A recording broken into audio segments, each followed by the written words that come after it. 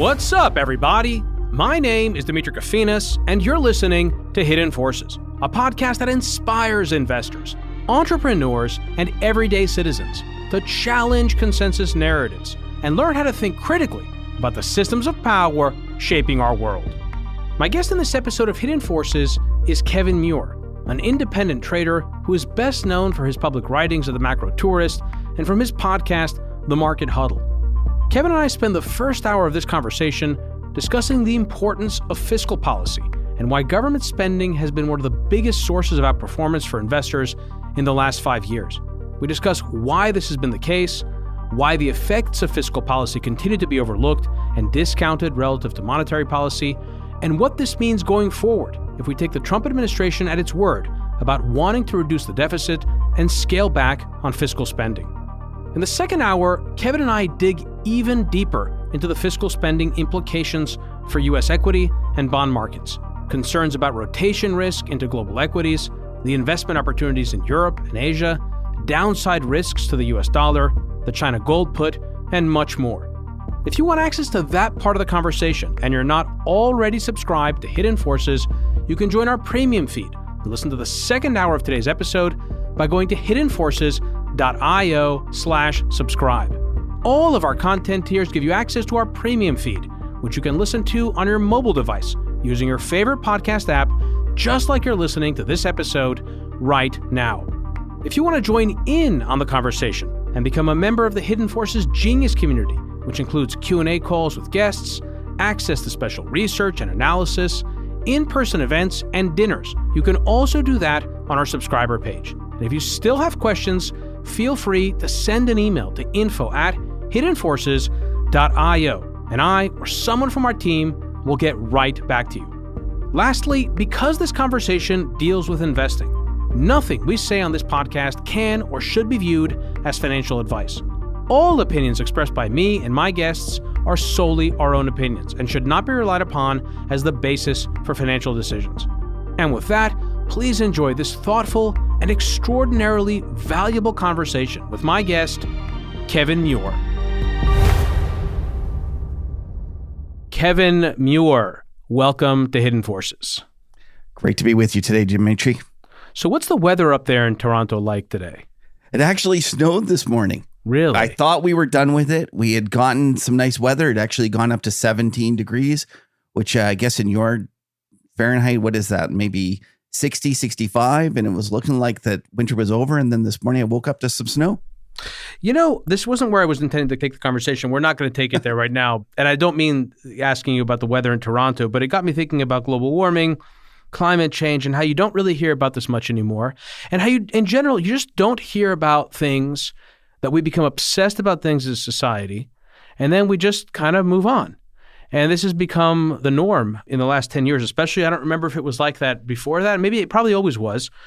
But I think that that is relevant to where our discussion is going to go, because one of the things I emailed you about yesterday, you and I had a call yesterday to sort of have a prep conversation ahead of this recording, or 2 days ago.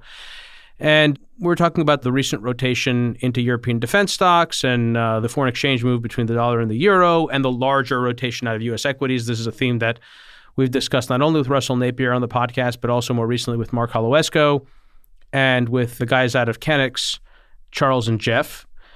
And I noticed that this is like a narrative now that I'm seeing everywhere. Now, maybe it's just because I sort of in niche financial media and I see it, but I'm surprised at how quickly this narrative is picked up, and I'm seeing it, this concern about concentration risk in U.S. equities and the rotation into Europe.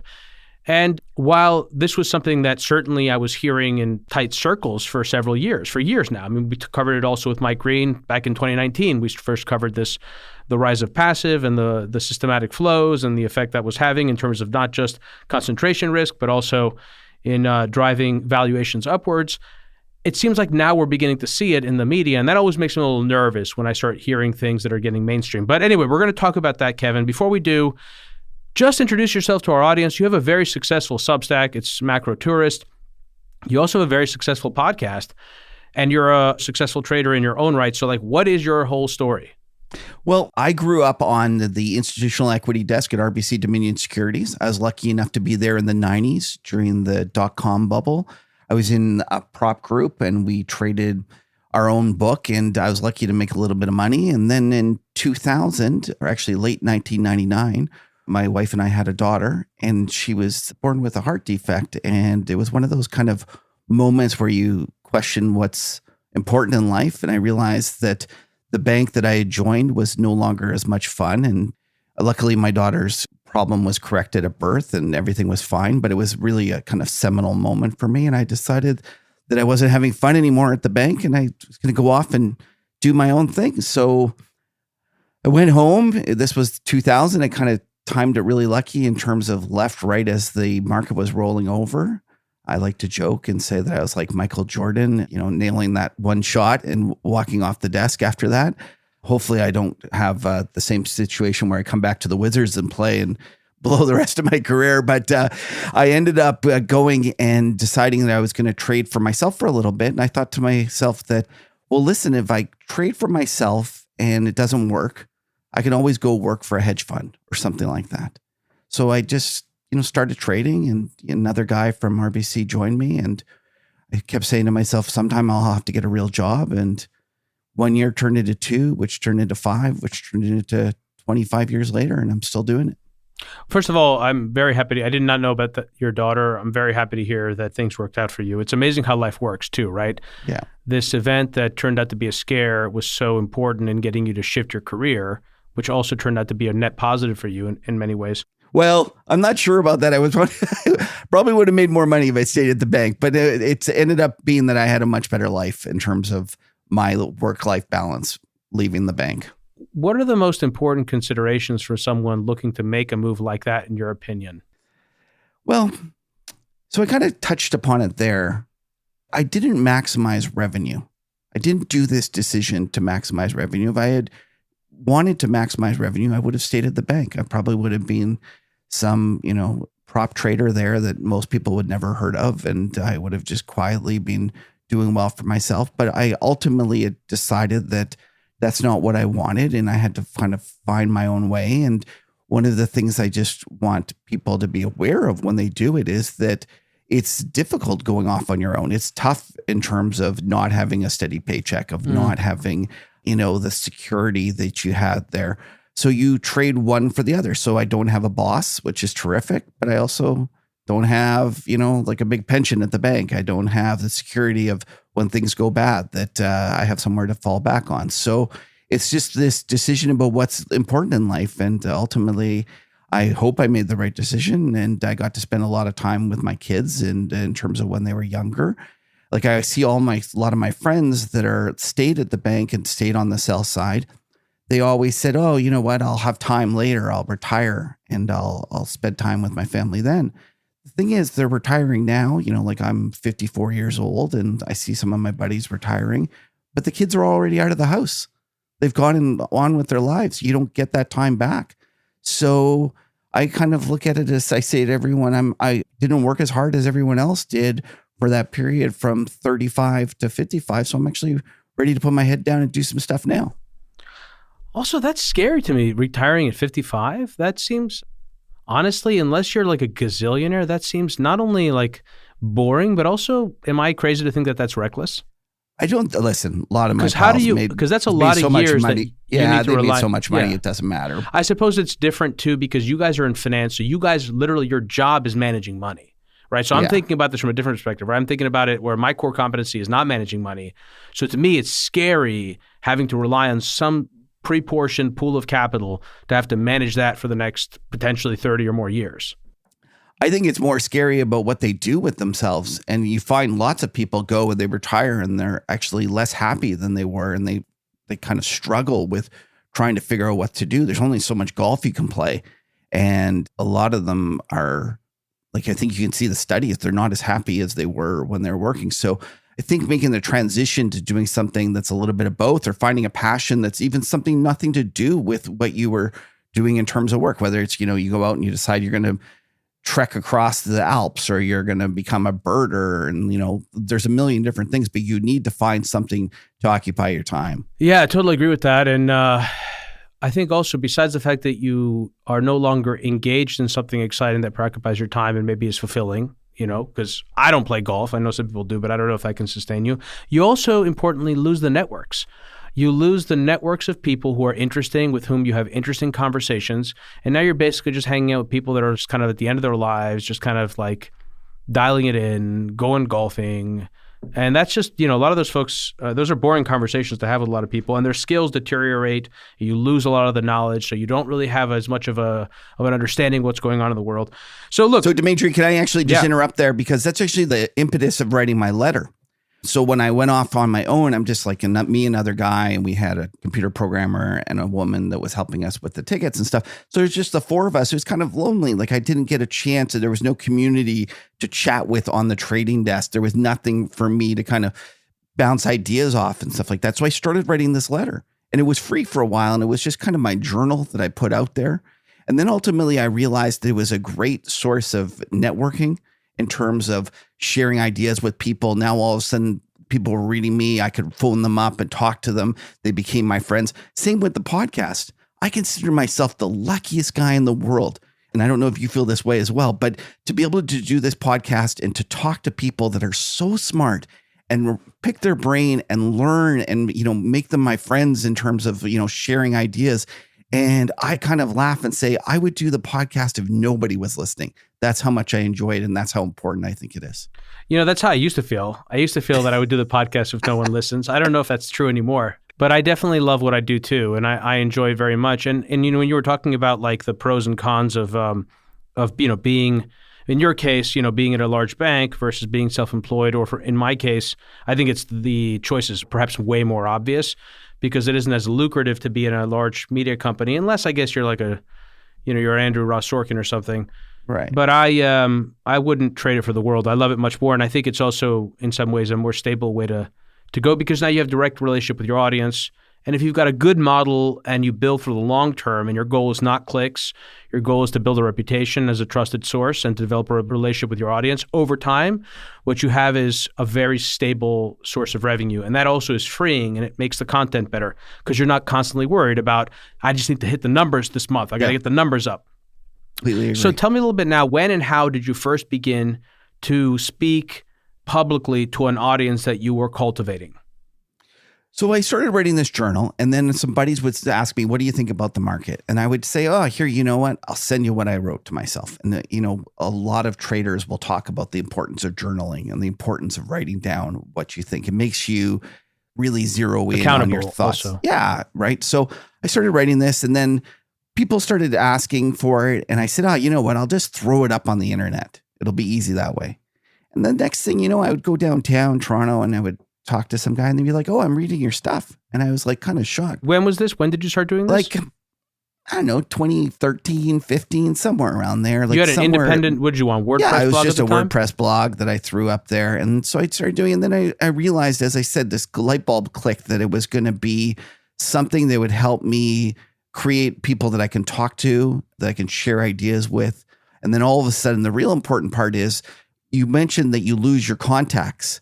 And that was what was happening to me. Though, in 2000, when I left the bank, I knew everybody. By 2010, a lot of the traders had gone on different stuff. People had forgotten, that I used to be a big trader at RBC. And now all of a sudden, I'm just some guy in his pajamas, like in this office trading, right? And so the letter enabled me to have a little bit more of a presence. So, and then what happened was I started to get picked up by Zero Hedge. And it was kind of really the point where things changed a lot, because Zero Hedge would republish my content, only the bearish stuff, by the way. That was all of a sudden I went from being, having 1,000 people reading me to big numbers when the Zero Hedge picked it up. And it was so much to the point where people used to think I worked for Zero Hedge. And I'd be like, I don't know the guy. He's never phoned me. He just republishes my stuff. But it was that period that we went through, and gradually it just kept getting more and more important. As I went along, I eventually hit this point where my wife was like, you're spending so much time writing this. And God bless her soul, she actually said, you're going to have to get paid for it. And I went to behind the paywall. And not only was that good for me in terms of just helping out with paying some bills, but it was also really important in terms of being able to focus on people that were more engaged in my community. I was actually kind of surprised. There were some people that were taking a lot of my time, and I thought, oh, those people are for sure going to be, there to support me when I went pay, and yet they disappeared. And then other people, like I remember a good buddy of mine that I was lucky enough to meet on the podcast, Jim Leitner. He was like one of the first guys. He's like, oh, I'm so happy you're doing this. This is terrific. Good for you. I want to be your first customer. And so it was a really actually liberating thing. And what it enabled me to do is focus on the people that were actually, willing to invest in me and help me out. So that was terrific. And in terms of the podcast, I just want to kind of tell a quick little story about that. I was on Macro Voices early on. And Macro Voices is this podcast by Eric Townsend. And the reason I was on it was because Patrick Seresna, who's my partner on Market Huddle now, was actually Eric Townsend's partner also at the time. And he says, why don't you come on? And at this point I had done, maybe a little bit of radio, but not much podcast, not much talking. And Demetri, it went so bad. I was terrible. They had the ability to edit and they messed me up. And it was just, some podcast hosts make you feel comfortable. Others don't work on it as much. And it was a disaster. And I came home to my wife and I said, well, I guess I'm going to be a writer. I thought to myself, there's no way I'm going to ever do podcasts. And after kind of picking myself off the floor from that, I said to myself, well, I'm not going to go out of my way to do podcasts, but if anyone asks, I'll continue to say yes. And lucky enough for me, some people kept asking. Next thing I knew, I was getting a little bit more airplay. And then Patrick came to me and said, do you want to do our own podcast? And at this time, there was lots of great macro podcasts out there. And I said, well, listen, if we're going to compete against the Americans, we're going to have real trouble because the Americans have, there's big podcasts with big audiences. Let's do something a little different. Let's have some more fun. Let's make it a little more casual. And what do you think about drinking beers while we do it? And at the time, I didn't know Patrick that well, but in hindsight, it was the perfect kind of segue in terms of our relationship. And we made the Market Huddle. And as I said, it was really important in terms of the great people that I've had on and the people I count as my friends now. So I want to ask you a question about, and I want to get to I want to get to our discussion about markets, but maybe there's one more question about zero hedge. But I just want to validate a few things here, or maybe one thing in particular, which is the importance of courage. So you had this negative experience in your first time on a podcast in terms of like how you felt that you came across. Yeah. So much so that you were like, well, there goes my career in podcasting. It's over, honey.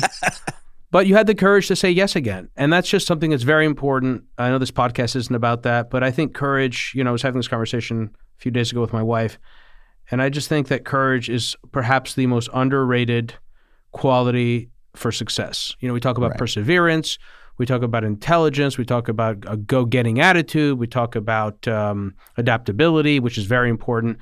But it takes a lot of courage to become successful at anything.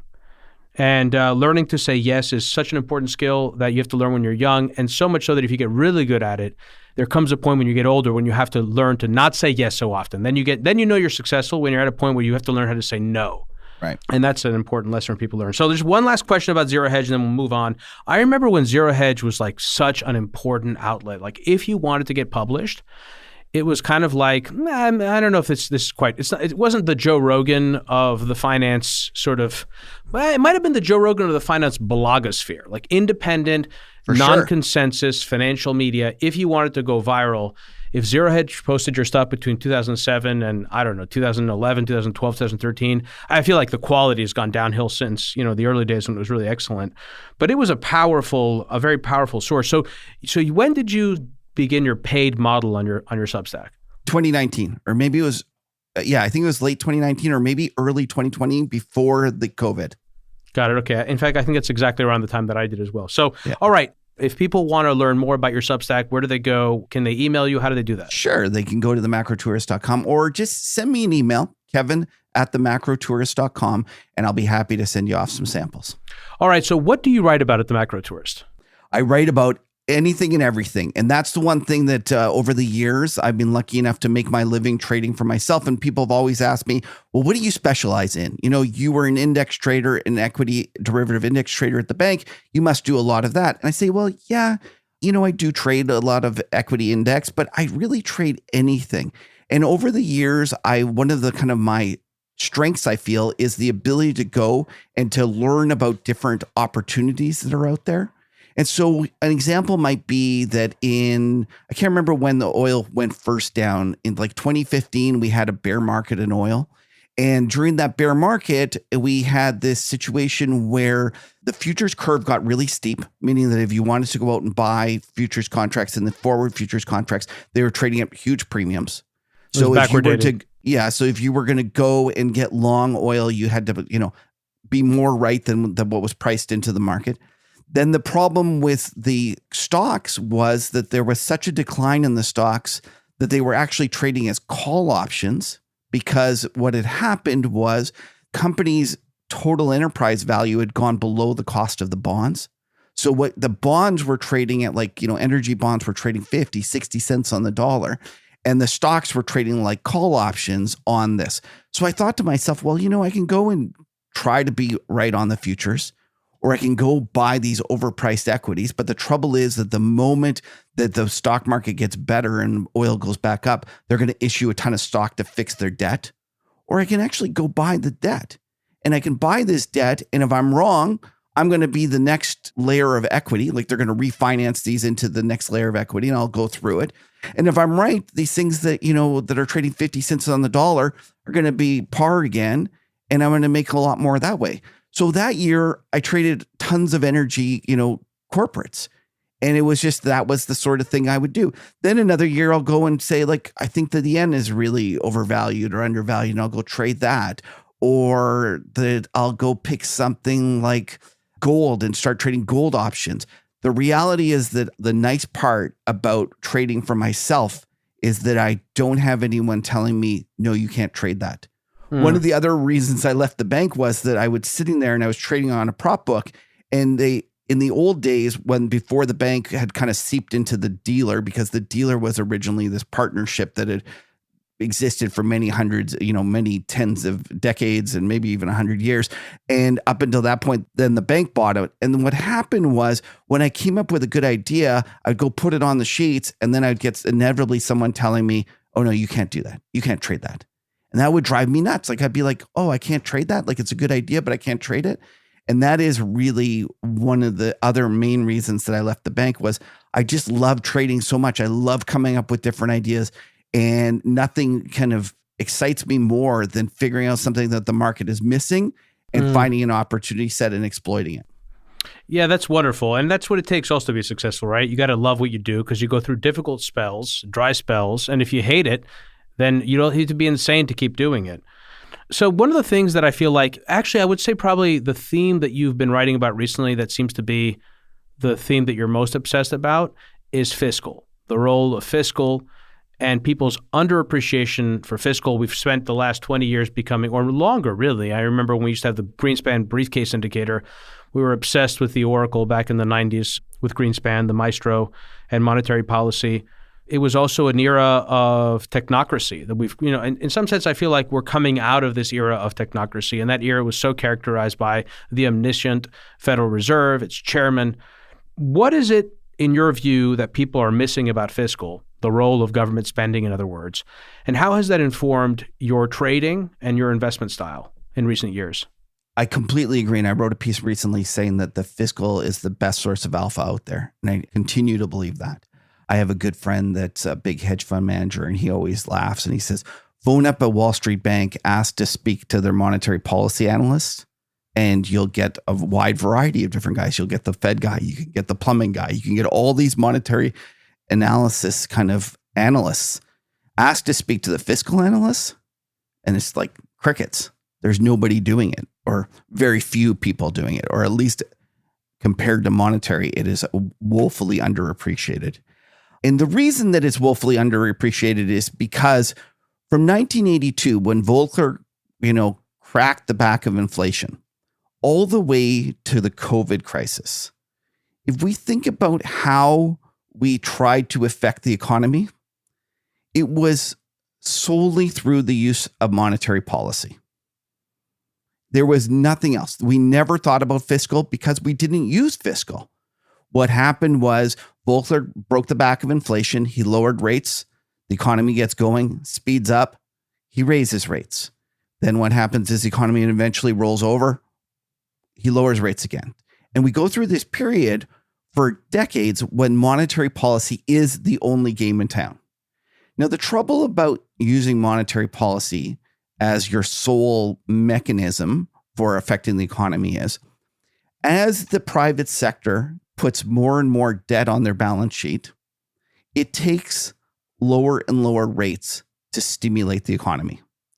So if you look at the first time Volcker cut rates, I can't remember what it was. Let's say he cut to 8. The next time when they had to raise rates, he only raised to 12.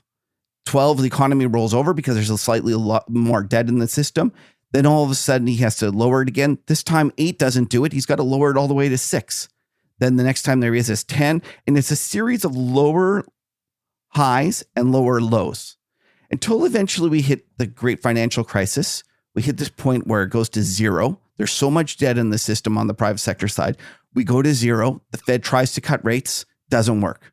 Everyone says, well, nope, it's a balance sheet recession. So then they try all these extraordinary monetary measures, all the kind of Operation Twist, the QE and things like that. At first, everyone's convinced that there's going to be inflation. And listen, I was as well. But then we find it doesn't work. It absolutely doesn't work. And this was really ultimately what led me to understanding Fiscal, was that I stumbled upon MMT. And every time I mention MMT, all the hard money guys are going to spit on the ground and think, oh, it's useless and stuff like that. And just hear me out on it. Although I want to just say, as you continue, there's a good reason that people feel that way. It's because a lot of ideologues have entered the MMT debate and became flag bearers for modern monetary theory by focusing on the prescriptive side of the equation, right. What to do about it, coming up with ridiculous theories. And it's understandable that people have associated MMT with those folks because it's the most vocal part of the group that proposes such theories. Yeah, and Demetri, you nailed it. You mentioned the prescriptive part of MMT. And I just throw away the prescriptive part. Who cares? That's their opinion. Doesn't matter. Let's talk about the descriptive part. And one of the things that I kind of stumbled upon when I originally kind of was introduced to MMT, I was like, oh, everyone's talking about this. I better learn about it. So I phoned up my buddy, George Perks at Bespoke Investment, and he was kind of more knowledgeable about it. And he sent me on this like little education tour about it. He says, go listen to this professor, go listen to this professor and stuff like that. And Demetri, when I heard it, I was like, that is the stupidest thing in the world. Like, it was literally everything in my bones. Like, every bone in my body was like, that's wrong. And I'm like, I went about trying to prove how it was wrong. When you say that's wrong, the things where you were learning there about what? The prescriptive stuff or like sectoral balances? The balances. The accounting. The accounting. The accounting identities. Yeah. And I was just like, that just doesn't make sense. And the kind of the way that they think about how the economy actually works, how the government can spend money into existence, and all these things that we just, as traditional economists, have been so focused on the kind of old school way of doing it. And ultimately, the real problem is, Demetri, we have gone, and macroeconomics is based upon the gold standard. So we took the gold standard system, and then we went off the gold standard and kept all the gold standard rules. The gold standard frameworks, which is why I think also Austrian theorists, while they have a really great grasp of the business cycle, have failed miserably in understanding the modern monetary system. Right. And so I went about trying to prove this wrong. I couldn't prove it wrong. And not only that, the more I learned about it, the descriptive part, explaining how the economy works. Like, for example, MMTers were the ones that said the European Union wouldn't work. They're like, just doesn't work. You can't have a monetary union without a fiscal union. You can't do this. There was a million things that they had actually gotten really right. And I was just like, oh, for the first time, I'm an economics major from university, and I always had thrown away everything I knew about economics because it didn't work in trading. And then all of a sudden there was like this light bulb went off in terms of understanding how the actual economy works, how those balances and the flow of funds and the plumbing and all of that stuff worked. It made sense. And so going back to your question about Fiscal and why it became so important, if you rewind back to the late 2010s, we were in a period of just disinflation across the world. And the one thing is, I kept arguing that the bond market was a disaster waiting to happen. And when I did this, I got really smart people telling me that it was impossible Like impossible, not just not probable, impossible. And they told me what was impossible? To have inflation. So they told me that there was the 3 Ds: debt, the total amount of debt would make inflation impossible. The demographics, the fact that we were getting older was going to make inflation impossible, and disinflation from technology. These 3 things were going to make inflation coming back impossible. And I always said, if the government has enough political will, they can spend the money into existence. And that came from my understanding of MMT. And so now when you're asking me about fiscal and why it's so important, in March of 2020, when everyone was very worried about the stock market and was concerned about the economy rolling over, I wasn't as scared as they were because I saw the fiscal fire hose that was about to be unleashed. And it enabled me to go out and say, no, you got to buy stocks, you got to buy commodities, you got to buy everything, because the reality is that the government can fill the hole, the economic hole. Now, I happen to think that they did way more than filling the hole, and they did way too much. But part of the reason they did way too much was because nobody thought it would work. And everyone now takes it for granted that we've had this inflation and it was so obvious. But rewind back to 2020 and 2021 even, nobody thought there was going to be inflation. So then that was a source of alpha for the fiscal. Next thing, let's think about when they started raising rates. They started raising rates in early 2022, late 2021. They started signaling it. At the same time, everyone was like, there's no way once they start raising rates, the economy doesn't roll over. They were so bearish on the economy. Goldman Sachs said there's no way we're going to get above 2%. And the reason that they said we're not going to get above 2% is because they had looked at these series of lower highs in the Fed funds rate throughout the past 40, 50 years. And they had assumed that we were still in the same environment. And I kept saying, listen, if we were just trying to use monetary policy to fix this, I completely agree. We wouldn't get above 2%. But fiscal has changed the ball game. What a great call. Yeah. I got that call so wrong.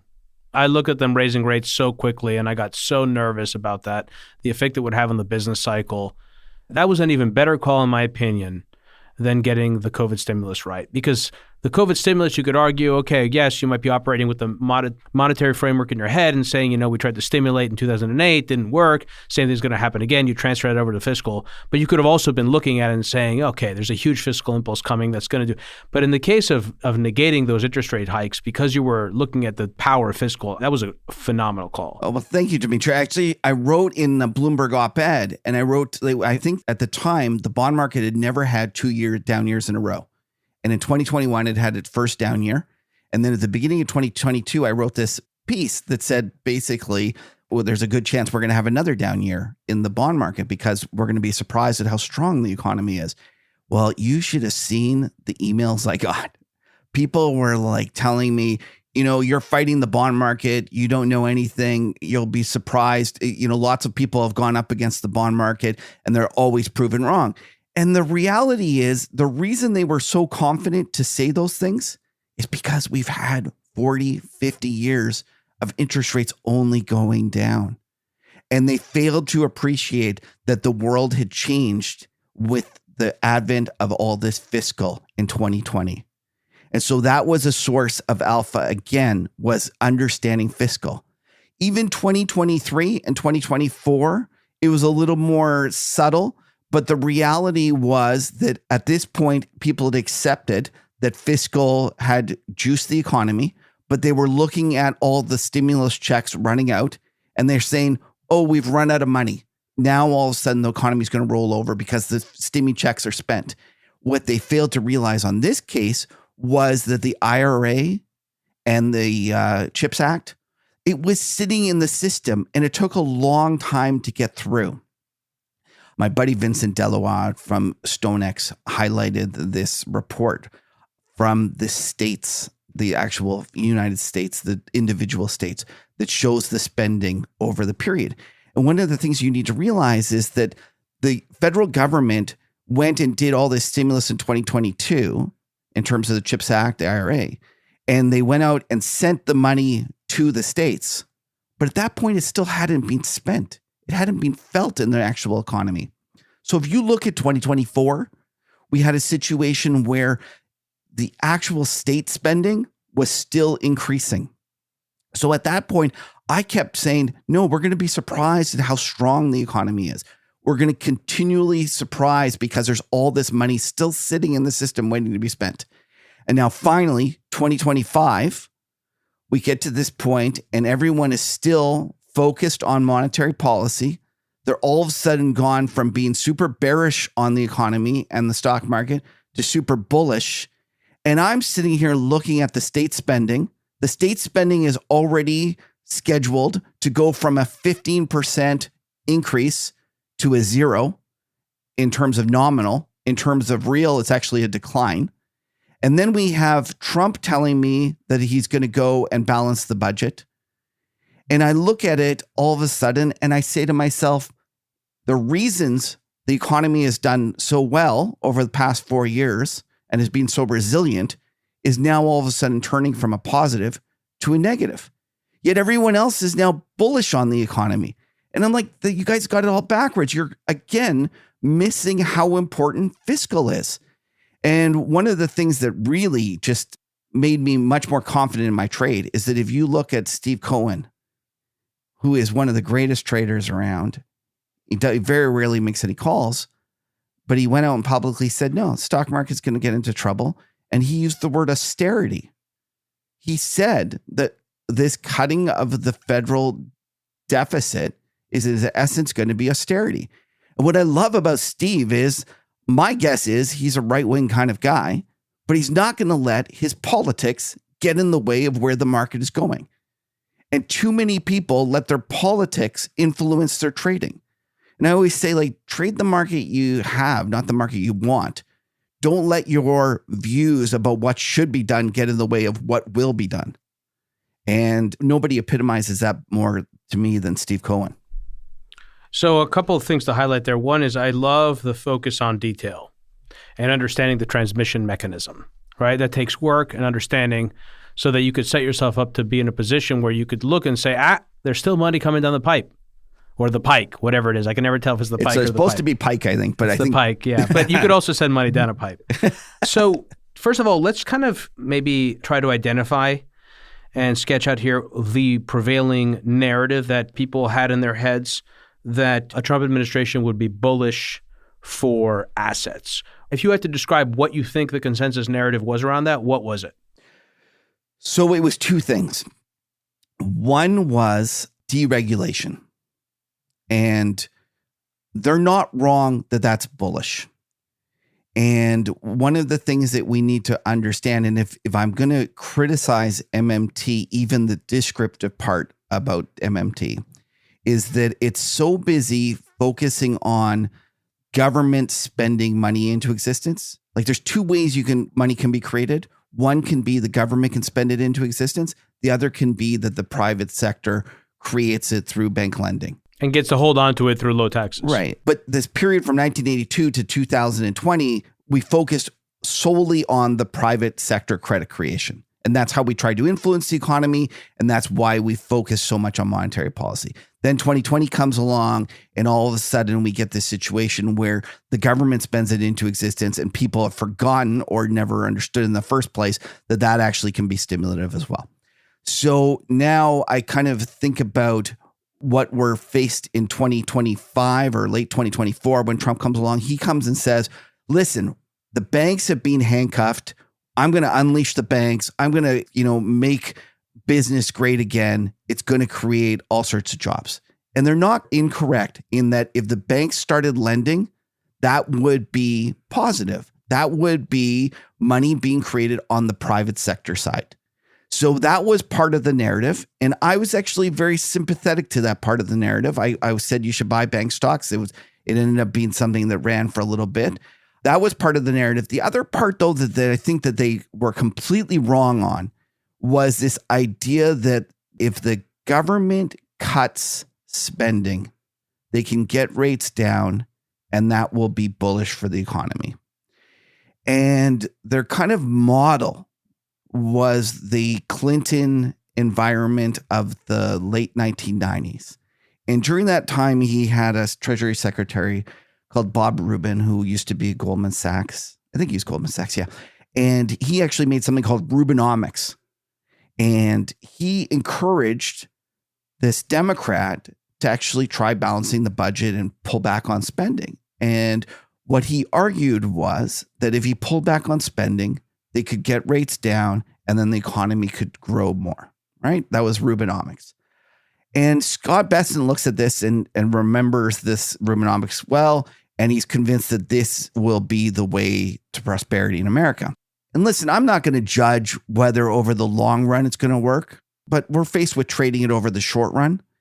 And one of the reasons that Rubinomics worked so well was because rates were actually really high. Like the rates, like 2s were 7, 10s were 7 and a bit or something like that. But more importantly, the term premium for the 10-year bond and what people, maybe I'll just take a moment to explain what term premium is. Term premium is the extra amount that the market demands from the government in terms of higher yield to compensate for the risks of where they expect the interest rates to be over the life of a bond. So if the market thinks that over the life of the bond that the Fed funds is going to be 3 and that they all of a sudden are demanding 4, they think that that extra, 100 basis points of that's called term premium is to compensate for them for the risk that the government does something stupid and makes inflation or causes rates to be much higher. It's the amount they're compensated for locking up their capital, for taking on further duration risk, and it expresses itself geometrically as an upwardly sloping curve, yield curve. Right. Well, the yield curve is slightly different than term premium because the term premium takes into account the yield curve. Because don't forget, the yield curve is over a short period of time and they expect it. It's more like over the life of the bond. What do market participants expect Fed funds to be? And then if you take that amount, like if there was 0 term premium, they would be indifferent. If they were confident that over the life of the bond, that the Fed funds would average 4%. And then they would say, okay, we're really 100% confident on that. So therefore, we're indifferent to floating it over the short run or buying a 10-year bond because it's the same thing to them, right? But if they're worried that there's going to be something wrong and there's going to be inflation, they will demand more. But wouldn't you also see that expressed in the bond market with a higher demand for yield on new issues? So that in terms of a higher demand for bonds. A higher demand for the yield on new bond issues. So, and it's a complicated game with lots of different players. But the point is that during Bob Rubin's time, the term premium was 2.5% at the 10-year level, meaning that there was a lot of uncertainty priced into the bond market. So when Rubin went and convinced Clinton to pull back on spending to make the budget in order, it created an environment where it gave a lot more confidence and the term premium was able to come down from 2.5 down to 100 basis points or something like that. So the savings were huge. The problem is right now, we don't have a huge term premium. We don't have a situation where, the 10-year term premium is 250 basis points. It's 30, meaning that the benefits from slowing the economy and getting the budget deficit in order are a lot less than the stock market and Wall Street thinks. And that's ultimately, you asked me the question, what did Wall Street get wrong or what are they potentially getting wrong? They are accruing way too much benefit to rates coming back down. And back to my point, I actually think that fiscal is more important than monetary. They're still stuck in this idea that we need to get rates down because that's going to be how the economy grows. And I'm like, no, the reality is that part of the reason that the US is the most expensive stock market in the world is because you have been running the largest fiscal deficit around. And whenever I ask people, what they think the US deficit is, and then so they'll guess that it's 5%. In reality, it's closer to 7%. And then I ask them, what do you think Canada is? What do you think the EU is? Most of them will say, well, if we're 6 or 7, then they must be like 9. The reality is that Canada is 2%, EU is 2.5%, Japan's 2.5%. So part of the reason that the US economy has just been running like gangbusters versus the rest of the world is that the fiscal stance of America in the post-COVID environment has been so aggressive compared to everybody else. If you go look at the total amount of fiscal that the US did from the COVID period till today, it's 44%. Well, in Canada, it's 16. In Europe, it's 22. So you've created a ton of money, a ton of economic, prosperity that way. And you might argue that it's not sustainable over the long run. I'm not going to deny that. I'm not even going to argue it. But what I don't think you can argue is that hasn't caused the stock market to go up. And one of the things that I just want to stress that so many people just fail to realize, and you touched upon this when you talked about the sectoral balances, the government's deficit is the private sector's credit. You might not like it. You might think it's terrible. You might think it's wasted money. Doesn't matter. When the government creates a deficit, it's the private sector's credit. Yeah, no, completely. And if you're going to change that dynamic, you have to go through an adjustment process. Correct. And I think that's what we're talking about here. So let me ask you something. I don't know if you touched on this, but besides those who, let's say, interpreted and maybe still interpret Trump's actions as being something that will be bullish for the market and for their portfolio, there are those who see what he's doing and recognize it as bearish, but their response to that is, so he's not going to continue it. Once he starts to see the negative effects that it has on his political standing, he's going to reverse policy. And your response to that is what? Okay, so there's two parts to this. The first part is in regards to the deregulation and the private sector credit creation. One of the important parts of private sector credit creation is the confidence to go out and borrow money. You go out and buy a house, go out and do CapEx. And these on again, off again tariffs, these picking fights with allies, with all of this uncertainty has decreased the private sector's propensity to borrow and create money. So I think he's almost shot himself in the foot in terms of trying to get the private sector going. Do you think it's also having a negative impact on foreigners' confidence in U.S. capital markets? And is that a more difficult thing to reverse? So 100%. I think that Trump has unleashed things that are irreversible, or at least irreversible for many, many years, maybe decades. And one of the things that I don't think Americans appreciate enough is how upset the rest of the world is with the policies, and not just the policies, the attitude and the way that he's conducting himself in the rest of the world. So I'll just take Canada. We have enjoyed a tremendous relationship with America for many, many decades. They're our best friends. It is the longest unsupervised or manned border in the world. We are very much tied at the hip in terms of our economies. We've always, we have a free trade deal that actually Trump himself negotiated in terms of back when he was president, way back when, the USMCA. And all of a sudden we wake up to him ripping up the deal he himself signed and created, right? We wake up to this, but even more worrisome than him ripping up the trade deal, because I think we wouldn't like it, but we could live with that, is this talk about annexing us. And we're just like, where the heck did this come from? Like, this is just unbelievable. Like, we have gone and been your friends. Like, we went, let's just go through it. Scott Galloway had this great story about during the Iran problems in the 70s, or maybe it was the 80s. We actually hid you guys in terms of the Americans in Iran. Our diplomats went out of their way to hide you guys and sneak you out of the country. When 9/11 happened, we let all of the planes land in Newfoundland. And there's all of a sudden, next thing we know, there was 300 planes landing in this tiny little place in Newfoundland. When you were attacked in 9/11, we went to war and our countrymen died with you guys in Afghanistan. We've been your friends. We wake up all of a sudden to this, we're nasty people, comments from him. And not only that, we're going to annex you. Like, that's batshit crazy. And so I don't think that Americans like to say, oh, it's just Trump being Trump. Don't be so upset about it. It's just Trump being Trump. He doesn't really mean it. Well, he keeps saying it. Like, what can we do but to rearrange our economy?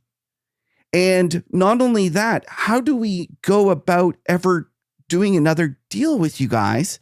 Because the reality is that he ripped up the last deal that he did. It wasn't even the previous president. It was his deal. So you can kind of say to yourself that maybe we're taking it too, personally, and that this is just Trump and the art of the deal. But the reality is that this has forced us into a spot where we have no choice but to rearrange our economy. And I think that the part that a lot of Americans underappreciate is that the rest of the world is looking at how he's treating us. He's looking at JD Vance, what he said about European soldiers or UK soldiers and French soldiers. And they're just going, holy smokes, we can't rely on you guys. And this is not something that, even if he said tomorrow, just kidding, let's cut a great deal, we can't afford to let ourselves be exposed to you guys again, because he's shown us that the deals, what he agrees to, isn't worth anything. And he'll change his mind from time to time. So when I'm thinking about the world and, put aside how you feel about politics, because again, trade the market you have, not the market you want. Doesn't matter what I feel as a Canadian or what a European feels. Let's talk about where markets are going, and let's talk about the reality of this. But if you're sitting there and you're a European pension plan and you overweight U.S. equities, because let's face it, U.S. equities have been the only place to be for the last 10, 20 years. And it's just have crushed everyone else. But you're sitting there and you're overweight these things. And now all of a sudden you have this president that is upending the global system. What do? You're just like, I got to bring money back home. That's the key. Like, you got to bring money back home. And going back to our things about fiscal. So Canada is gone from, I mentioned we have a 2% deficit now in terms of our fiscal, to GDP deficit. Well, now all of a sudden we're sitting around going, holy smokes. We can't rely on selling our oil to Americans. We can't rely on this. We need to expand our business in terms of making ourselves less reliant on America. We need to spend a lot of money, and a lot of money now. And now all of a sudden there has been a huge change in terms of attitudes about pipelines, in terms of mining, in terms of free trade with other countries. And we're going to go from being a 2% deficit to GDP to like 5-6%, because the reality is we have no choice, right? We have to rearrange our economy to make ourselves less reliant on the American economy. And stuff is crazy when you get guys like David Rosenberg, famed Merrill Lynch analyst that has been a huge hard money guy, talking about the amount of fiscal room that Canada has and how they should use it and they need to change it.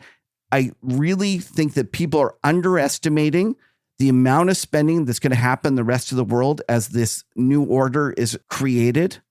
And so when I look at what drives stock markets, going back to my idea that the private sector or the government's deficit is the private sector's credit, I look at the US. The US is going from 7 to 3, right? They're going to go and they're going to try to get it down because they're doing Doge. They're going to raise tariffs. They're going to try to get their deficit down. So they're going from 7 to 3.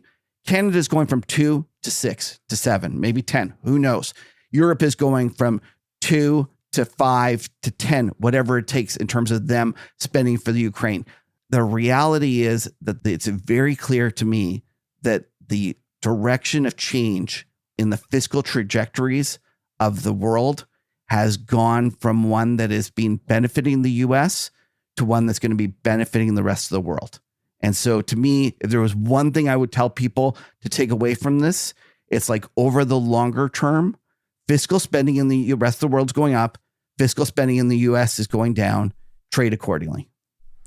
So, Kevin, I'm going to move us to the second hour where we're going to get into more of the specifics of this forecast and the effects of your interpretation or expectation about the effects of fiscal policy, as well as the impact of tariffs and the threatened use of tariffs on U.S. equity markets, on the U.S. bond market, and on other asset classes that are particularly vulnerable, and where some of the opportunities are, especially in more attractively priced companies in Europe and Asia.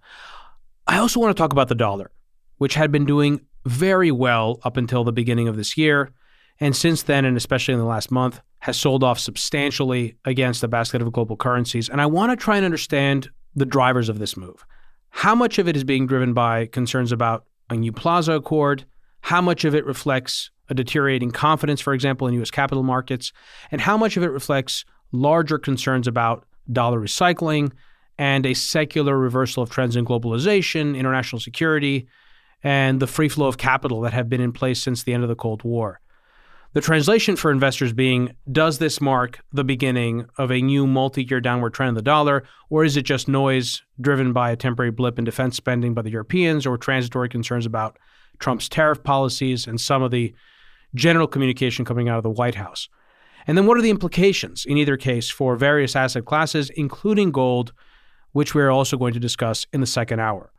For anyone new to the program, Hidden Forces is listener supported. We don't accept advertisers or commercial sponsors. The entire show is funded from top to bottom by listeners like you. If you want access to the second hour of today's conversation with Kevin, head over to hiddenforces.io/subscribe and sign up to one of our 3 content tiers. All subscribers get access to our premium feed, which you can use to listen to the rest of today's conversation on your mobile device using your favorite podcast app, just like you're listening to this episode right now. Kevin, stick around. We're going to move the rest of our conversation onto the premium feed. If you want to listen in on the rest of today's conversation, head over to hiddenforces.io/subscribe and join our premium feed. If you want to join in on the conversation and become a member of the Hidden Forces Genius community, you can also do that through our subscriber page. Today's episode was produced by me and edited by Stylianos Nicolaou. For more episodes, you can check out our website at hiddenforces.io. You can follow me on Twitter at Kofinas, and you can email me at info@hiddenforces.io. As always, thanks for listening. We'll see you next time.